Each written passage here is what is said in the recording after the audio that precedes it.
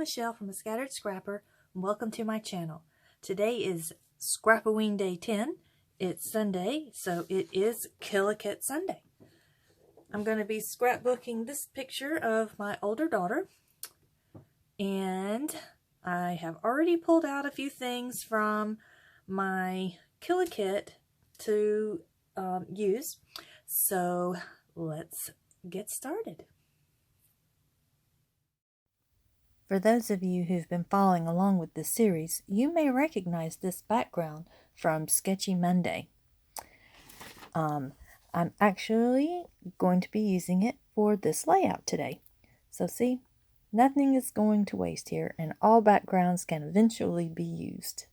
So the first thing I'm going to do is back my photo with this really pretty orange with these little little pink flowers on it.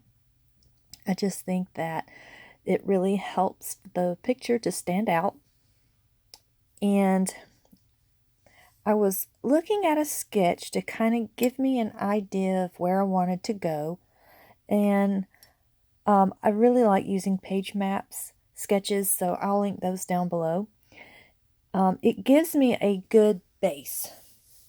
And so what I'm doing here is getting some different pattern papers together, different colors, a little bit different sized icons. These flowers are kind of close in size, but with the darker color background and different colored flowers, and the fact that they are separated, they don't work against each other, I guess. Now here I'm going to trim down this paper. I had trimmed it a little too wide, so I just trim that up, and it's going to serve kind of as my shelf for my picture to sit on. And at the moment it kind of looks like my picture is hanging off of the dark colored paper, but that's going to be fixed here in just a minute.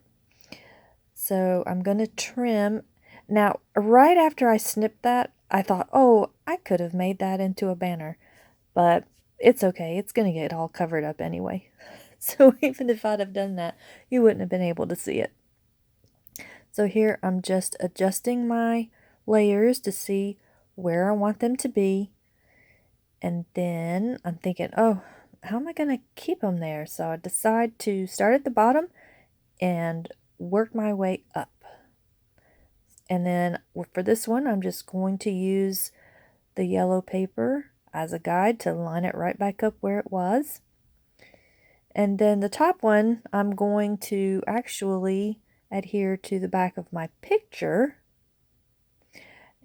And that way I'll have it lined up how I want it. And then I forget later on that I didn't put any adhesive on the back. Now here are some old embellishments that I've had for a very long time, and I'm so excited I'm finally getting to use them. And they are the reason why there is a gap in between the pink paper and the dark brown paper. Just kind of making sure everything is lined up. And now what I was thinking is I was going to use all of these round elements. But when I really started looking at them, the chipboard ones, they didn't all really match with my photo. But the one there that says love, that one works very well. And then the other one says happiness all the way around. The love one also says always and forever around it. And now here I'm going to be trying several different things to kind of match. Since I could not use all of the chipboard round elements, I had to look for something else. And I finally decided on just some circles. Now these are a little bit smaller, but that's okay because it all works out in the end. So here I'm just going to go through the paper pad looking for a little bit, maybe some smaller patterns to go in these smaller circles, and just a bunch of different colors, different patterns. And as I'm looking through, I remember that a lot of these I've already used, so I have scraps. So I'm going to grab the scraps here. And I just keep my scraps in just a little 8.5 by 11 page protector and keep them all together. And so here I'm going to make some more circles, and I thought about using that green, but since the background is outlined with that green, I decided against it.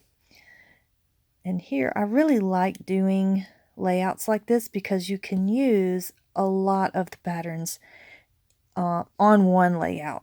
And I just love all these colors and the patterns.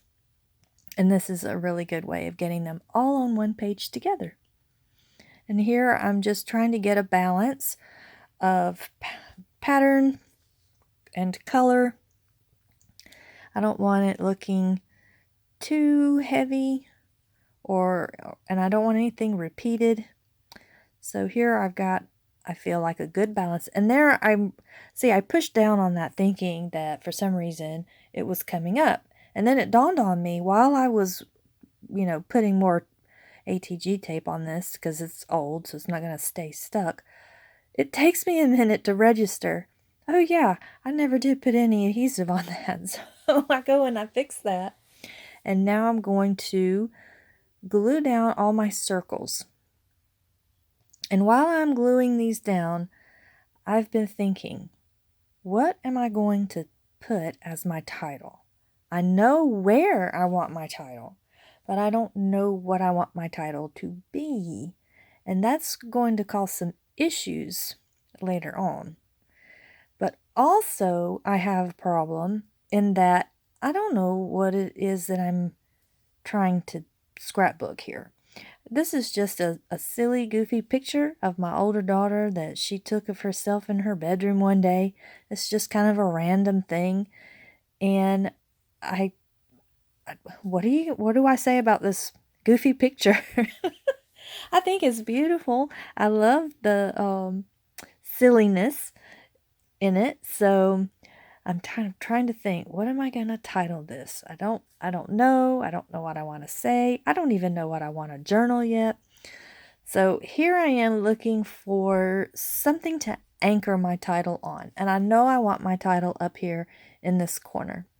So I tried the big circle, but it was too big. So I tried this journal spot. It's too big and too square. Everything's looking too blocky. So I try it down here because I know I want to put my journaling in this corner. And I really like that there with the flower on it. So I'm going to flip through a bunch of these die cuts, and I'm thinking I want something round. I do try this. I like the color of it, but that's just not going to work. So I keep thinking, well, maybe I'll use that journal spot. I do, just not for the title. It goes right where I had it for the journaling. I think, oh, maybe this tag, but then that's just plaid on plaid. And again, it's rectangular. So I'm looking for something that I could use, anything I could cover up. And I do find this little wreath thing. And it could have worked, but it's too big. Doesn't work there. It just kind of overpowers my smaller circles. So I'm thinking, well, maybe if I know what my title is going to be. So I think I'm going to use this Blessed from the sticker sheet. And I get my trusty wax paper out so I can not make solid decisions. And so I'm looking and thinking, what can I use to anchor my title? I'm looking, and this flower that's up at the top catches my eye here in just a minute. Well, first I'm going to try this wreath thing. And it could have worked. It was a bit better in size, but no, anyway, how I put the Blessed, it didn't cover up what was already on there. It says something about fall. But I find this flower spray and I really like it. It's a good size. It has the circular element to it that I want. So now I'm just going to figure out where I want to place it. So do I want the spray to go up or out or angle down? But in the end, I like it just like that. And then I'm going to set my title aside and go ahead and put this little fox on here. And I know I want to use this fox with my older daughter. I like putting foxes on pages with her or of her because she loves foxes. And whenever I see a fox stamp or a fox sticker or fox paper, I want to buy all of it because it reminds me of her. So I'm going to pop this up on some foam adhesive, and I thought about putting that journal spot over top of my picture, but since the fox is going to cover it up anyway, I just go ahead and tuck it under just to kind of get a good placement for my fox and this flower because I don't want to totally cover up the flower. So I'm just going to set this journal spot down and my little fox on top. Oh, that's so cute. And I'm thinking maybe I could put the title down here at the bottom. And maybe, yeah, I mean, it could have worked, but that's not what I wanted. So I am going to do something else. I'm going to start decorating my circles. And I really like these leaves. They're so pretty. And that would have worked right there. But I was thinking I wanted to sprinkle things throughout my circles. And those are too big to do more than just two. So then I try these little paper flowers that I have. And they're cute, but they're really too small for what I'm looking for. It just doesn't look right to me. And I can't make something or just settle for something. If it doesn't look right to me, then I just can't do it. So I went away and I thought about what I was going to do as the title, and the title ended up being Fall Looks Beautiful on You, because she has that kind of a burgundy color and her glasses are brown and her hair is brown. She has that darker coloring, and the jewel tones really do just look really good on her. So that, since this picture is in the fall, I decided to title it Fall Looks Beautiful on You because of the fall colors. And then you can see where I had those paper leaves, I ended up putting these wood veneer leaves instead. And now I'm trying to use these puffy stickers. I love them. They're adorable, but I'm disappointed in them because a lot of them are printed off. You have a very thin to no white outline on one side and a wide white outline on the other. So they're kind of hard to use. So here I'm using some Spiegelmom Scraps sequins, and what I've started out with is a wood grain and a copper color. And I love the wood grain and I love the copper color, and I think, oh, this is going to be perfect. But what I discover, because it takes me forever to figure out where I want to put them and how I want to do it, the wood grain one just isn't working. The size of it and the color of it's just not working for me. But these copper colored ones I love, with the feel of the page and all how the colors are working together.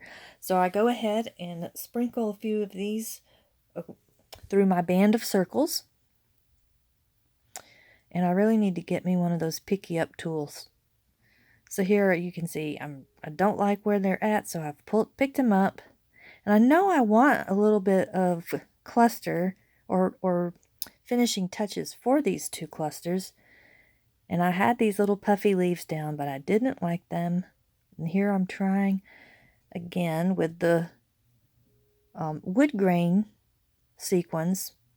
But when I finally give up on the wood grain sequins, that's when it all finishes and comes together. So I'm going to fuss with these for a minute just to see, can I make it work? Is it gonna do right. And that would have worked how it was there, but I couldn't make it work on the bottom. It just didn't look right to me. So here in just a second, I'm just gonna give up on that and go away again and think and fiddle and faddle with it. And finally, I come back with the realization that I just need those 3 copper ones put in the traditional little grouping of 3, and then I'm gonna glue these down. And I like using the art glitter glue for my sequins. I think that it holds a little better than the Scotch tacky. So I'm going to use that to glue these down. And that is going to do it. Thank y'all so much for watching. I hope you enjoyed this video. If you did, please like and subscribe. And I hope you're enjoying Scrap-O-Ween. And I will see you tomorrow for Scrap-O-Ween Day 11 for Sketchy Monday. Bye-bye.